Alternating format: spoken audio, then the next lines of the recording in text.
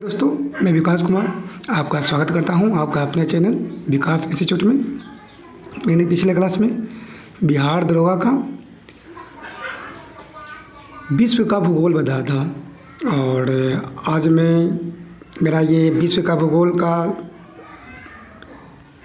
2 class हो चुका है और आज मैं तीसरा क्लास करवाऊँगा। और जो भी स्टूडेंट मेरा पहले वाला वीडियो नहीं देखे हैं तो वो आप प्लेलिस्ट में जाकर देख सकते हैं। तो आज का मेरा क्वेश्चन है, अवरोधी पर्वतों को किस अन्य नाम से भी जाना जाता है? तो इसको बोलते हैं भ्रंशोत्पत्ति पर्वत बोलते हैं इसको, ठीक है। उच्च पर्वतों पर अपवर्तन या घर्षण क्रिया होते रहने से उनके स्वरूप में व्यापक परिवर्तन हो जाता है और वे एक अवशेष के रूप में बचे रहते हैं। पर्वतों को इस रूप में किस नाम से जानते हैं? तो ये बोलते हैं अवशिष्ट। क्या बोलते हैं? अवशिष्ट पर्वत बोलते हैं। और इसके पहले मैंने आपको पर्वत के बारे में बताया था। परवर्ती या अवशिष्ट पर्वत को किस अन्य नाम से जानते हैं? तो घर्षित पर्वत बोलते हैं इसको। धरातल के ऊपर मिट्टी, कंकर, बालू, लावा इत्यादि के निरंतर एक ही स्थान पर जमा हो जाने या बनने वाले पर्वत को बोलते हैं संग्रहित पर्वत। भूपटल में किसी स्थान के अंदर से ऊपर की दिशा में उभार होने के कारण जिन पर्वतों का निर्माण होता है उसको बोलते हैं गुंबदकार पर्वत। किसी पर्वत शिखर को गॉडविन अष्टविन भी कहा था, केटू को बोला जाता है। विश्व का सबसे ऊंचा पर्वत शिखर कौन सा है? यह किसी पर्वतमाला में स्थित है या किस पर्वतमाला में स्थित है? तो ये माउंट एवरेस्ट है जो हिमालय में है और माउंट एवरेस्ट की ऊंचाई है जो 1848 मीटर है। एवरेस्ट की अवस्थिति का पता लगाने वाले तत्कालीन भारत के किस महासर्वेक्षक जो 1830 से 43 के नाम पर इसका नाम पड़ा वो सर जॉन एवरेस्ट थे। माउंट एवरेस्ट के पहले किस नाम से जाना जाते थे? तो चोटी 15 यानी पहले माउंट एवरेस्ट को नाम जाना था। माउंट एवरेस्ट को तिब्बत में किस नाम से जाना जाता है? तो तिब्बत में माउंट एवरेस्ट को जाना जाता है चोमोलंगमा। माउंट एवरेस्ट को नेपाल में किस नाम से जानते हैं? तो सागरमाथा। माउंट एवरेस्ट की चोटी का सर्वप्रथम पहुंचने का श्रेय उन्होंने कब इस चोटी पर फतेह की थी? तो एडम हिलेरी व तेजिंग नोरोगे 1953 में। माउंट एवरेस्ट पर चढ़ने वाले 1975 ईस्वी में पहली महिला कौन थी? तो जुंको तोबे जापान के गए थे। पहली भारतीय महिला जो 1984 में एवरेस्ट पर पहुंची बछेंद्री पाल थे। सर्वाधिक 18 बार एवरेस्ट पर चढ़ने का रिकॉर्ड किसने बनाया था? हरप्पा शेरपा। पहले विकलांग व्यक्ति जो कृत्रिम टांग के जरिए 1998 में एवरेस्ट पर चढ़ने पर सफल रहे तो टॉम व्हाइटकर अमेरिका के थे। विश्व का सर्वाधिक विस्तृत अवरोधी पर्वत कौन है? तो सियारा नेवादा। विश्व की सबसे लंबी पर्वत श्रृंखला पर्वतमाला इंडीज है। इंडीज पर्वत की सबसे ऊंची चोटी एकांगुआ है। विश्व की सबसे ऊंची पर्वत श्रेणी या पर्वतमाला कौन है? हिमालय। विश्व में किस प्रकार के पर्वतों की संख्या सर्वाधिक है? तो अवशिष्ट पर्वत की संख्या अधिक है। सबसे पुराना पर्वत संसार में कौन है? तो अरावली है। विश्व में 14 सर्वाधिक ऊंची चोटियाँ किस पर्वत श्रेणी में है? हिमालय में। भारत की सबसे लंबी पर्वतमाला विंध्याचल है। अरावली पर्वत की सबसे ऊंची चोटी गुरु शिखर है। हिमालय की उत्पत्ति किस भू संस्कृति में हुई थी? तेथिस में।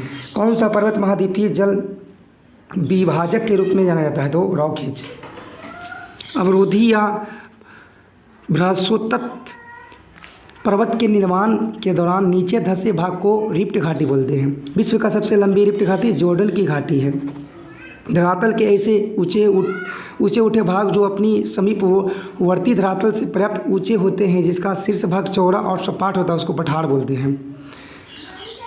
और पठार की जो ऊंचाई होती है 300 से 500 ऊंचाई होती है, ठीक है, पठार की ऊंचाई होती है। और मैदान की जो होती है 500 फीट से कम ऊंचाई के भूपीठ भी बोलते हैं, ठीक है। ज्वालामुखी क्रिया के फलस्वरूप बने पठार को बोलते हैं ज्वालामुखी पठार। नदियों द्वारा बहा कर लाए जाने वाले निक्षेपों से बने पठार को बोलते हैं जलीय पठार। वायु के परिवहन व निक्षेपण के फलस्वरूप को बने पठार को बोलते हैं वायव्य पठार। हिमनदों के अपरदन व निक्षेपण से बने पठार को बोलते हैं हिमनदीय पठार। शुष्क प्रदेशों में स्थित पठारों को क्या कहा था? शुष्क पठार। संघनन वर्षा के क्षेत्रों में स्थित पठारों को क्या कहते हैं? तो आर्द्र पठार बोलते हैं। संघटन वर्षा के क्षेत्र में स्थित पठार को बोलते हैं आर्द्र पठार। ध्रुवीय प्रदेशों को हिमाच्छादित भाग में पाए जाने वाले पठारों को कहते हैं हिम पठार। गुम्बद आकार के पठार को बोलते हैं गुम्बदगार पठार। कटे छटे पठारों को कहते हैं विच्छेदित पठार। सीढ़ी आकार के पठारों को सीढ़ीनुमा पठार। बैठे पठार जो अपनी जीर्णावस्था की प्राप्ति के बाद पुनः और अधिक ऊंचे रूप में उभर जाते हैं उसको बोलते हैं पुनर्युर्वनित पठार। विश्व का सबसे ऊंचा पठार कौन सा है और समुद्र तल की कितनी ऊंचाई पर है? तो पामीर का पठार है जो 4875 है। विश्व की सबसे विस्तृत पठार कौन सा है, इसका क्षेत्रफल कितना वर्ग मीटर है? तो तिब्बत का पठार 2 लाख वर्ग किलोमीटर। विश्व किस पठार को विश्व की छत बोलते हैं? पामीर का पठार। ग्रीनलैंड का पठार किस महासागर में उत्तर में स्थित है? उत्तर में स्थित है, अंटार्कटिक में। ग्रेट बेसिन का पठार किन नदियों के बीच है? तो कोलोरेडो और कोलंबिया। तिब्बत का पठार किन पर्वतों के बीच है? हिमालय और क्योंडुल। ब्राज़ील के पठार का आकार किस प्रकार का है? त्रिभुज। बोलिविया का पठार किस पर्वतमाला के क्षेत्र में स्थित है? तो इंडीज में है बोलिविया का पठार। किस पठार को यूक्रेन का पठार भी कहते हैं? क्योंकि यह यूक्रेन व उसके सहायक नदी द्वारा निर्मित होते हैं। तो अलास्का का पठार। ग्रेट बेसिन पठार के दक्षिण में स्थित क्या है? कोलोरेडो। किस पठार को एशिया का माइनर का पठार बोलते हैं? तो ईरान का पठार को बोलते हैं माइनर। अनातोलिया का पठार किस पर्वत श्रेणी के बीच है? तो पोंटिक व टारस के बीच। किस पठार में टर्की का पठार भी कहते हैं? अनातोलिया का पठार। किस पठार को मालागासी का पठार भी कहता है? तो मेडागास्कर पठार को। चियापास का पठार किस महासागर के तट पर स्थित है? तो प्रशांत महासागर। भारतीय प्रायद्वीपीय पठार किसका एक भाग है? तो गोंडवाना। किस पठार को ज्वालामुखी पठार भी कहते हैं? मेक्सिको पठार को बोलते हैं ज्वालामुखी का पठार। मंगोलिया पठार के मध्य में स्थित पर्वत कौन है? तो मिनसान व होलान। गुआना का पठार किस देश में स्थित है? दक्षिण अमेरिका में है। दक्कन का पठार किस प्राचीन भूखंड का एक अंग है? तो गोंडवाना लैंड। हिमालयों के ऊंचे पर्वत से नीचे उतरने के समय बहाकर लाए गए निक्षेपों जमाव से बने मैदान को बोलते हैं अपोर मैदान। ज्वालामुखी उद्गार के समय निकलने वाले लावा के जमाव से बने मैदान को कहते हैं लावा मैदान। वायु द्वारा उड़ाकर लाए गए बालू या रेत आदि के निक्षेपण से बने मैदान को बोलते हैं लोएस मैदान। भारत में कास्ट मैदान कहाँ पाए जाते हैं? नैनीताल, अल्मोड़ा, चित्रकूट और रामगढ़ में। संसार में सबसे अधिक ऊंचाई स्थित झील है टीसीसीकरू तिब्बत में। अब तक ज्ञात विश्व में सबसे ऊंचाई पर स्थित नौकागम्य झील कौन है? तो टिटिकाका है जो पेरू बोलिविया सीमा पर है। संसार की सबसे नीची झील तो मृत सागर है इजराइल में। क्षेत्रफल की दृष्टि से विश्व की सबसे बड़ी झील तो कैस्पियन सागर। संसार की सबसे गहरी झील तो बैकाल झील है, रूस में है। विश्व की सबसे बड़े ताजे पानी या मीठे पानी की झील तो सुपीरियर झील बोलते हैं इसको। विश्व का सबसे बड़े खारे पानी की झील कैस्पियन सागर। विश्व में सर्वाधिक खारा पानी लवणता रखने वाला झील तो बॉर्न झील जो तुर्की में है। झील के अंदर झील यानी मिंटो किस देश में है? तो कनाडा में। विश्व की सबसे अधिक ऊंचाई पर स्थित खारे पानी की झील तो पैगाम। टानले सेप नामक झील किस देश में स्थित है? कंबोडिया में। अफ्रीका में स्थित एक झील जो भूमध्य रेखा पर स्थित है न्यासा है। कौन सा देश हिमानी द्वारा निर्मित अंगुली के आकार में झीलों के लिए प्रसिद्ध है? तो फिनलैंड। किस देश को 1000 झीलों का देश बोलते हैं? तो फिनलैंड को ही बोलते हैं।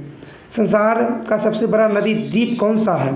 यह किस नदी पर है? तो माजुली है ब्रह्मपुत्र नदी पर। संसार का सबसे बड़ा द्वीप एक और स्थल और 3 और समुद्र से घिरा हुआ उसको बोलते हैं अरब प्रायद्वीप। हवाई द्वीप किस क्रिया द्वारा निर्मित होते हैं? ज्वालामुखी से निर्मित होती है। द्वीपों का सर्वाधिक संख्या किस महासागर में? तो प्रशांत महासागर में। हिंद महासागर स्थित सबसे बड़ा द्वीप तो बोर्निया है। एशिया महादेश का सबसे बड़ा द्वीप भी बोर्निया ही है। सबसे तीखी चोटी किस द्वीप के समूह की है? तो सेंट पॉल। इंडोनेशिया की राजधानी जकार्ता किस द्वीप पर है? तो जावा। त्रिस्टा दी कुन्हा तथा सेंट हेलेना किस प्रकार के द्वीप पर है? तो ज्वालामुखी। भारत का सबसे बड़ा द्वीप तो मध्य अंडमान। भारत का दक्षिण द्वीप कौन है? तो ग्रेट निकोबार।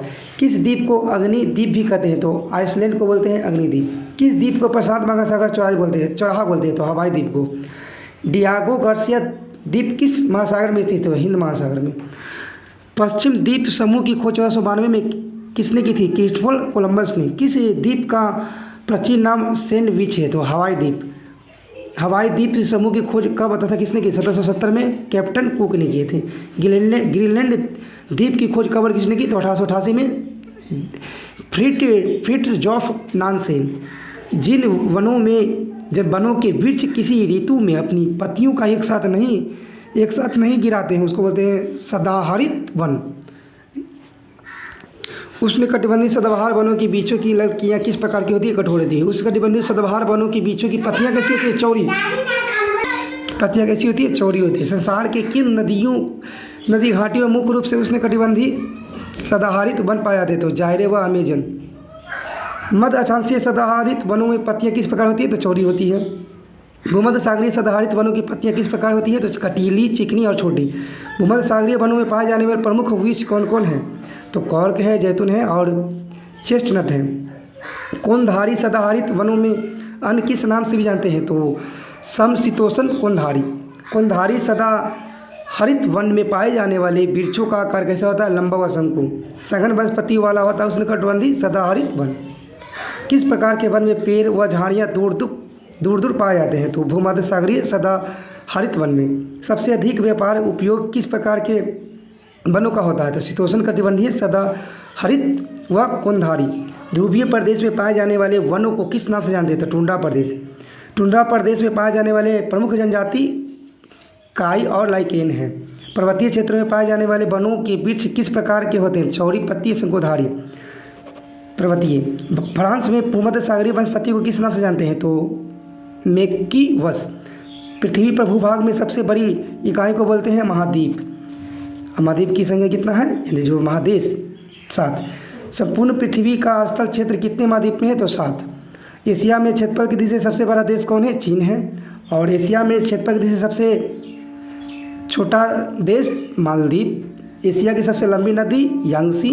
एशिया में प्रमुख नदियों हांगहो, आमूर, सिंगयांग, यांगटी, सिक्या किस महासागर में गिरती है? प्रशांत महासागर में। एशिया में सर्वाधिक जनसंख्या वाला घनत्व मकाऊ है। एशिया में सर्वाधिक जूट उत्पादन करने वाला देश बांग्लादेश। एशिया में सर्वाधिक गन्ना उत्पादन करने वाला देश तो भारत है। एशिया का सबसे घना बसा द्वीप तो जावा इंडोनेशिया है। एशिया का सबसे बड़ा रेल मार्ग ट्रांस साइबेरियन है। ट्रांस साइबेरियन रेल मार्ग कहाँ से कहाँ तक फैला है? तो लेनिनग्राड से व्लादिवोस्टोक। और इसके बाद में आपको हिस्ट्री से गुप्त साम्राज्य के बारे में बताऊंगा। तो जानते हैं गुप्त साम्राज्य का उदय 3वीं शताब्दी के अंत में हुआ था और ये निकट कौशाम्बी नगर में है बसा हुआ। यानी कि गुप्त वंश का संस्थापक श्री गुप्त से 240 से 280, गुप्त वंश का उत्तराधिकारी घटोचक से 280 से 320 और गुप्त वंश का प्रथम महान सम्राट थे चंद्रगुप्त प्रथम, जो 320 में राजगद्दी पर बैठे थे। इसने महाधिराज की उपाधि विधान किए थे और चंद्रगुप्त प्रथम ने ही गुप्त संवत 319 और 320 में शुरुआत की थी। उसके बाद चंद्रगुप्त प्रथम को ही भारत का नेपोलियन बोला जाता है। समुद्रगुप्त को। और समुद्रगुप्त का जो चंद्रगुप्त प्रथम के उत्तराधिकारी थे समुद्रगुप्त, और जो 335 में राजगद्दी पर बैठे थे, इन्हीं को बोला जाता था भारत का नेपोलियन। यानी अश्वमेधकर्ता भी बोला गया था, विक्रमंक भी बोला गया था और परमा भागवत की उपाधि विधान किए थे और कविराज भी बोला गया था इन्हीं को। और परमा भागवत की उपाधि धारण करने वाला पहला ये गुप्त शासक थे समुद्रगुप्त। और इनके जो समुद्रगुप्त थे विष्णु के उपासक थे और इनके दरबारी कवि थे हरिसेन थे, जो इलाहाबाद के प्रसिद्ध लेख की रचना किए थे। समुद्रगुप्त के बाद उत्तराधिकारी कौन आ गया? चंद्रगुप्त द्वितीय 380 में आए थे। चंद्रगुप्त द्वितीय के शासनकाल में चीनी बौद्ध यात्री फाहियान आए थे। शकों पर विजय के उपलक्ष्य में चंद्रगुप्त द्वितीय ने चांदी के सिक्के चलवाए और चंद्रगुप्त द्वितीय के समय में ही पाटलिपुत्र एवं उज्जैनी विद्या प्रमुख केंद्र था। चंद्रगुप्त द्वितीय का उत्तराधिकारी फिर कुमारगुप्त आ गए, जो गोविंद गुप्त के नाम से जाने गए और नालंदा विश्वविद्यालय की स्थापना कुमारगुप्त ने ही किए थे। इनके बाद इनका उत्तराधिकारी स्कंदन गुप्त आए और स्कंदन गुप्त ने गिरनार पर्वत पर स्थित सुदर्शन झील का पुनरुद्धार किए। उसके बाद स्कंदन गुप्त के बाद लास्ट आ गए विष्णुगुप्त। और ये जो थे गुप्त शासक कुमारगुप्त के दावेदार ताम्रपत्र की भूमिका बिक्री संबंधी अधिकारी के क्रियाकलापों का उल्लेख मिलता है। भू राजस्व का कुल उत्पादन 1/4 भाग से 1/6 भाग हुआ करता था। और गुप्त काल में उज्जैन सर्वाधिक महत्वपूर्ण व्यापारिक केंद्र था। गुप्त राजाओं में सर्वाधिक स्वर्ण मुद्रा चलाई गई थी। इनकी स्वर्ण मुद्राओं का अभिलेख को बोला जाता क्या? दिनार। बिंद जंगल में सवर जाति के लोग अपने देवताओं को मनुष्य की माँ से हटते थे। पहली बार किसी सती होने का प्रमाण 510 में भानु के एरर अभिलेख में मिलता है। गुप्त सम्राट वैष्णव धर्म के अनुयायी थे जो उन्होंने इसे राजधर्म को बनाया था। अजंता की गुफाएं बौद्ध धर्म की महायान शाखा से सम्मिलित है। गुप्त वंश में विष्णु शर्मा द्वारा लिखित पंचतंत्र है। आर्यभट्ट ने आर्यभट्टियम और सूर्य सिद्धांत नामक पुस्तक की रचना किए थे और सूर्य ग्रहण चंद्रमा ग्रहण के वास्तविक कारण भी बतलाए थे। और ब्रह्मगुप्त इस युग के महान नक्षत्र थे और गणितज्ञ भी थे। इसने यह घोषणा न्यूटन के पहले ही घोषणा कर दिए थे, यानी कल्पना किए थे कि प्रकृति के एक नियम के अनुसार सभी वस्तुएं पृथ्वी पर गिरती है, क्योंकि पृथ्वी स्वभाव से ही सभी वस्तुओं को अपनी ओर आकर्षित करती है। उसके बाद था क्या, पुराणों की वर्तमान रूप से रचना गुप्त काल में हुई थी पुराणों की, और इसमें ऐतिहासिक परंपराओं का उल्लेख भी किया गया है। संस्कृत गुप्त राजाओं की शासकीय भाषा थी और गुप्त काल में चांदी के सिक्कों को रूपयक और दिनार बोलते थे, सोने के सिक्के को।